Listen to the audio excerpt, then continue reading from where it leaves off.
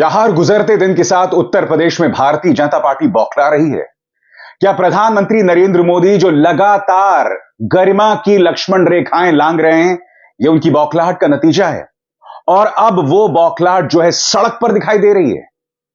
कल दोस्तों दो शर्मनाक घटनाएं हुई हैं। देर रात अमेठी में कांग्रेस के कार्यकर्ताओं पर हमला हुआ है। अमेठी पुलिस का कहना है वो मामले की जांच कर रहे हैं, मगर कांग्रेस के कार्यकर्ता इसके लिए सीधे तौर पर भारतीय जनता पार्टी पर इसका दोष मढ़ रहे हैं। उनके कार के शीशे तोड़े गए, कार्यकर्ताओं को चोटें भी लगी हैं और भारतीय जनता पार्टी पर सीधा आरोप लगाया जा रहा है। सबसे पहले दोस्तों मैं आपको दिखाना चाहता हूं हमले के बस कुछ लम्हों बाद का मंजर। आप देखिए किस तरह की नाराजगी वहां पर कार्यकर्ताओं में भी दिखाई दे रही है आपकी स्क्रीन पर। प्रशासन ने तोड़ा है। भैया क्या हुआ है? पुलिस प्रशासन के मौजूदगी में तोड़ा गया है। क्या हुआ है? क्या हुआ है? ये डेमोक्रेसी पर हमला है, स्मृति की बौखलाहट है। कांग्रेस कार्यालय में बाहर खड़ी गाड़ियों को तोड़ा जा रहा है। ये लोकतंत्र है? राजीव जी के जमाने में कभी ये नहीं हुआ। सोनिया जी चुन के गई, राहुल जी चुन के गए, कभी गाड़ियां टूटी हैं। आप देखिए, गिनती करिए, 1 2 3 4 गाड़ियां 15 गाड़ियां।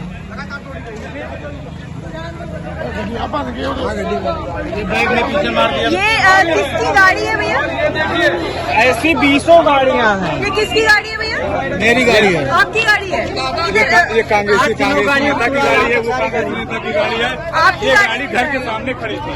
ये गाड़ी आती थी, ये भाई साहब ये किसी पार्टी के नहीं है, अपने घर के सामने गाड़ी खड़ी की गाड़ी तोड़ी है। के आगे गाड़ी है, बहुत टूटी है, कई गाड़ी तोड़ेंगे। गाड़ी खड़ी है। हाँ, अरे हम लोग भाग न जाते तो आगे आगे पुलिस की गाड़ी थी। क्या हुआ है सर? यहाँ पे 4 क्या आदमी थे, बीजेपी वाले थे, बाकायदे गेरुआ रंग का अंगूठा रख के। आगे पुलिस की गाड़ी आई है, हम लोगों को गाली दिया, बोलता है कि आचार संहिता लगा है, तुम लोगों को मालूम नहीं है। और पीछे से बीजेपी वाले आए, गाड़ी के शीशे तोड़ने लगे। वो तो कहा हम लोग भागे नहीं, मार देते वो लोग हमको। कितने लोग थे? 4-5 लोग थे वो एक गाड़ी से। कैसे तोड़े हैं गाड़ी? अरे वो पता नहीं लिए थे, डंडा बड़ा थे। कैसे कैसे तोड़े हैं गाड़ी? हम लोग अंदर थे, यही लोग थे यहाँ। अरे हम लोग भागते ना तो मार देते हम लोगों को किस चीज भी। से टूटे ये गाड़ी? अरे वो गदा डंडा राड लिए थे, हाथ डंडे से मार रहे थे। आप तो कोई वर्कर नहीं लग रहे हैं, लेकिन आपकी गाड़ी फिर भी टूटी है। हाँ, घर पकड़े हैं, मेरा घर है, गाड़ी है। आपकी गाड़ी को क्यों तोड़ा, जबकि आप तो वर्कर भी नहीं वो हैं? जाने उनको नहीं पाती नशा था। जी, क्या कहेंगे इस तरीके के? उनका नष्ट हो रहा है, नष्ट हो रहा है? कोई जवान उतरा नहीं था है, जी जी जी। कोई नहीं से जुड़ा नहीं होता है। कितना नुकसान हो गया होगा अंकल आपको? जो ही हुआ हो, बात नुकसान का नहीं, बात है तरीके का। तो तरीका सही नहीं है। कुछ देर बाद अमेठी पुलिस पहुंचती है और अमेठी पुलिस के साथ भी कांग्रेस के जो कार्यकर्ता हैं वो भिड़ जाते हैं और अमेठी पुलिस से अपनी शिकायत करते हैं। हालांकि अब तक अमेठी पुलिस का जो बयान है बहुत ही सादा सा बयान है। सबसे पहले देखिए किस तरह से कांग्रेस के कार्यकर्ता जो हैं वो बहस कर रहे हैं अमेठी पुलिस से।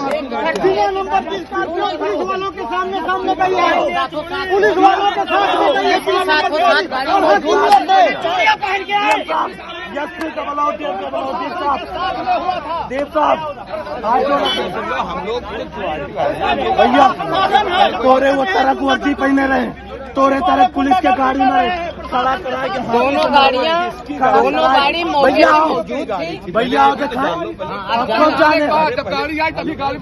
भैया खड़े होकर मुकदमा रात दिन मरता है हुआ। भैया मेरे कार्यकर्ता के गाड़ी है, 10 लाख का नुकसान करे भैया। देखो आओ देखो भैया, आओ साहब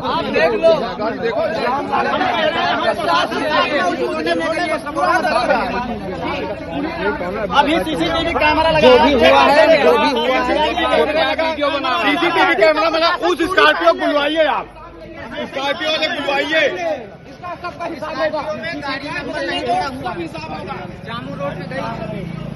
के देखे साहब, सारी गाड़ियाँ 25 गाड़ियाँ 25 गाड़ी भैया दे भैया झटके देके मारे हैं, साथ में थे भैया, डंडा से मारे हैं, राड से मारे हैं, फांसी से मारे हैं, और पुलिस के गाड़ी वहाँ खड़ी रही भैया, वीडियो बना रहे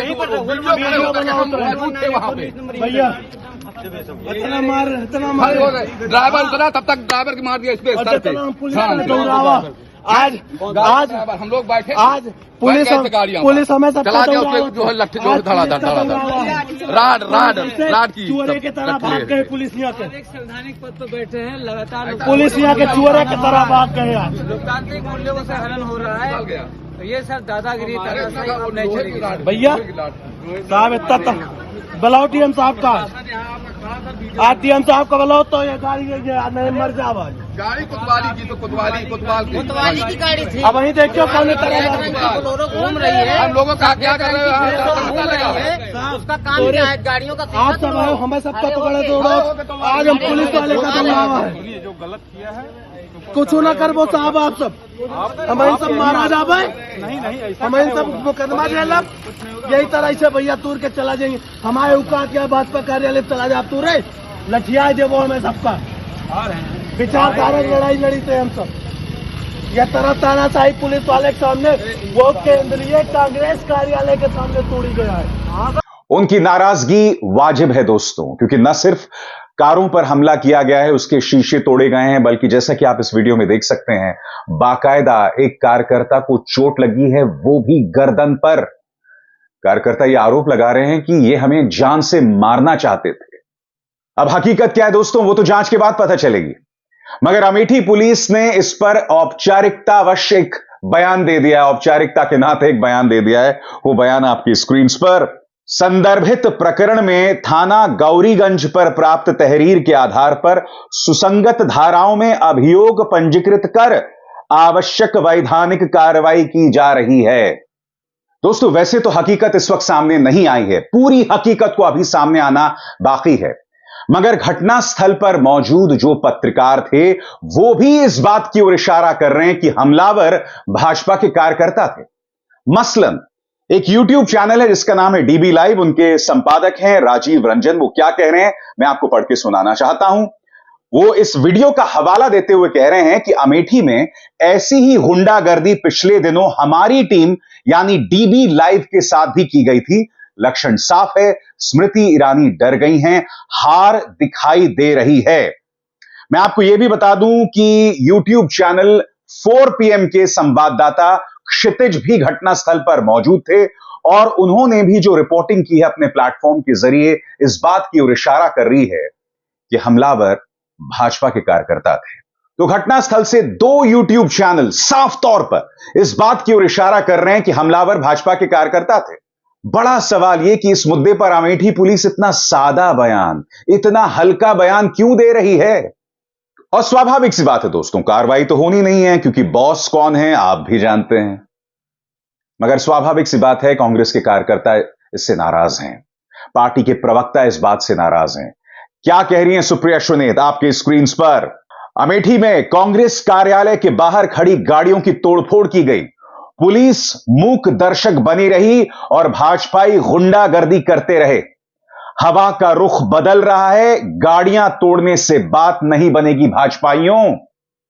आपको एक बात समझना पड़ेगा दोस्तों, स्मृति ईरानी ये उम्मीद कर रही थी कि अमेठी में जो है मुकाबला उनका सीधा राहुल गांधी से होगा, मगर उनकी जगह किशोरीलाल शर्मा जो है वो मैदान में हैं। मीडिया को भी लग रहा था कि इन दोनों का मुकाबला होता तो भारतीय जनता पार्टी की खूब सेवा की जाती, स्मृति ईरानी के कद को और भी ऊंचा किया जाता। ये तमाम कोशिशें थी मगर राहुल गांधी ने मौका नहीं दिया। अब ये तमाम खबरें आ रही हैं, इसलिए कांग्रेस कह रही है कि भाजपा बुरी तरह से बौखला गई है। और यह बौखलाहट न सिर्फ कांग्रेस के मामले में दिखाई दे रही है दोस्तों, कल जो समाजवादी पार्टी के साथ हुआ उसकी आप कल्पना भी नहीं कर सकते। वो कुछ देर बाद मगर कांग्रेस ने क्या प्रतिक्रिया दी है अमेठी में तोड़फोड़ को लेकर, वो भी आपकी स्क्रीन पर। यूपी के अमेठी में स्मृति ईरानी और बीजेपी के कार्यकर्ता बुरी तरह से डरे हुए हैं। सामने दिख रही हार से बौखलाए बीजेपी के गुंडे लाठी डंडों से लैस होकर अमेठी में कांग्रेस कार्यालय के बाहर पहुंचे और वहां खड़ी गाड़ियों में तोड़फोड़ की। कांग्रेस के कार्यकर्ताओं और अमेठी के लोगों पर भी जानलेवा हमला किया गया है। इस हमले में कई लोग बुरी तरह घायल हैं। घटना के दौरान स्थानीय लोगों की गाड़ियों को भी नुकसान पहुंचाया गया। इस पूरी घटना के दौरान पुलिस प्रशासन मूक दर्शक बनकर खड़ा रहा। यह घटना गवाह है कि अमेठी में बीजेपी बुरी तरह हारने वाली है। अब दोस्तों, मैं ये तो नहीं जानता हूं कि बीजेपी बुरी तरह हारने वाली है या नहीं, मगर बौखलाहट तमाम जगहों पर जरूर दिखाई दे रही है। कल प्रधानमंत्री नरेंद्र मोदी एक रैली में अखिलेश यादव पर ताना मारते हैं कि तुम काहे के यदुवंशी रे। सुनिए। इतना करे, अरे तुम काहे को यदुवंशी हो रहे, अरे तुम काहे को यदुवंशी हो रहे, अरे तुम काहे को यदुवंशी हो रहे। और फिर जो मैनपुरी में हुआ वो निहायत ही शर्मनाक था। जैसे कि आप जानते हैं, मैनपुरी से अखिलेश यादव की पत्नी डिंपल यादव अपनी किस्मत आजमा रही हैं और कल वो राणा प्रताप की मूर्ति के सामने पहुंचे थे शीश झुकाने। उसके बाद भाजपा के कार्यकर्ताओं ने जो किया ना, वो बहुत ही शर्मनाक था दोस्तों। वो फिर पहुंचे राणा प्रताप की मूर्ति, उसे उन्होंने धोया। अगर वहां तक बात सीमित होती तो बात समझ आती दोस्तों। उसके बाद गंदी गंदी गालियां दी गईं। चौड़ी छाती वीरों की मां की गाली देते हुए अहीरों की, यानी कि अखिलेश को गाली और यादव समाज को गाली। खुलकर यह सब हो रहा था। अब जोड़ के देखिए, प्रधानमंत्री नरेंद्र मोदी ने जो ताना मारा था यदुवंशियों वाला, और अब यह वीडियो देखिए जहां पर वो गाली दे रहे हैं। उसे मैं बीप कर रहा हूं क्योंकि वो मैं गाली आपको दिखा भी नहीं सकता हूं, सुना भी नहीं सकता हूं। सुनिए क्या हो रहा था। जय महाराज।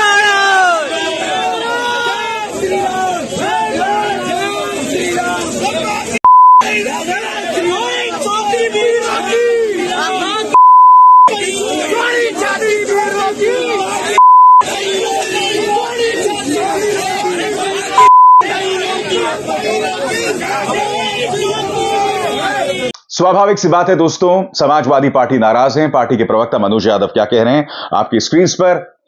ये जो भाषा का प्रयोग भाजपा के कार्यकर्ता कर रहे हैं, इसमें इनका दोष नहीं है।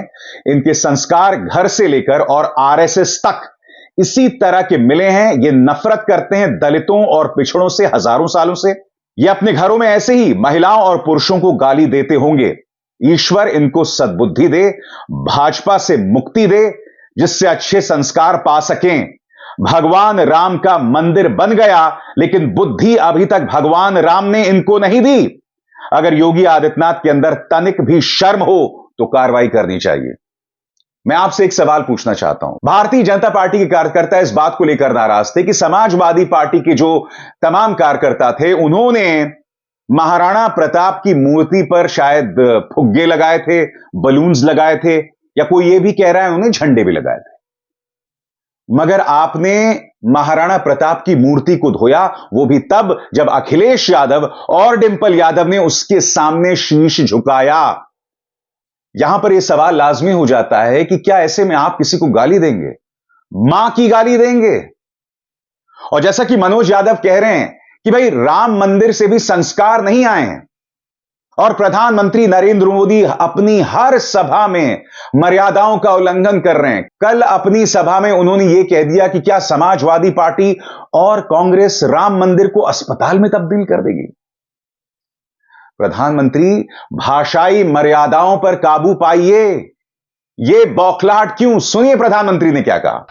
सपा कांग्रेस वालों, ये भी बता दो, क्या सत्ता में आए तो राम मंदिर को भी अस्पताल में परिवर्तित कर दोगे क्या? और आपको प्रधानमंत्री की इस बौखलाहट की वजह को समझना पड़ेगा, क्योंकि चाहे राहुल गांधी हो, तेजस्वी यादव हो या अखिलेश यादव, वो मुद्दे पर बने हुए हैं। संविधान को बदलने की बात भाजपा के जो नेता तमाम कर रहे हैं, उसे उन्होंने एक बड़ा चुनावी मुद्दा बना लिया है। और अखिलेश ने भी एक बार फिर अपनी सभा में इस बात का जिक्र किया। चूंकि अखिलेश मुद्दे पर बने हुए हैं, बौखलाहट स्वाभाविक है दोस्तों। सुनिए अखिलेश ने क्या कहा है। संविधान बचाने के लिए आप सबसे मैं मदद मांगने आया हूं। ये जो संविधान है, जो हमें अधिकार दिलाता है, हमारे अधिकारों को बचाता है, संविधान हमें न्याय दिलाता है, संविधान हमें आगे बढ़ने के बराबरी के मौके देता है। ये बाबा साहब भीमराव अम्बेडकर जी का हुआ संविधान ये बदलना चाहते हैं, लेकिन हम उन्हें बता दें बीजेपी के लोगों को कि जो संविधान बदलने निकलेंगे उनको ये जनता बदल देगी, जो संविधान बदलेंगे उन्हें हम बदलने का काम करेंगे। अब जो बात अखिलेश ने कही, इसे जोड़कर देखिए किस तरह से मैनपुरी में मां की गालियां दी गई, किस तरह से यदुवंशी मुद्दे को लेकर प्रधानमंत्री नरेंद्र मोदी ने तंज कसा, किस तरह से अमेठी में कांग्रेस के कार्यालय पर हमला होता है और पुलिस मूक दर्शक की तरह देखती रहती है, जैसा कि कांग्रेस आरोप लगा रही है। ये तमाम मुद्दे हैं, इससे हम मुंह नहीं मोड़ सकते। ये जो तमाम घटनाएं हो रही हैं दोस्तों, क्या इससे हमें इस बात का संकेत मिल रहा है कि उत्तर प्रदेश में हवा किस तरफ बह रही है? क्योंकि देखिए, मैंने आपके सामने सिर्फ तर्क रखे हैं, सिर्फ तस्वीरें रखी हैं।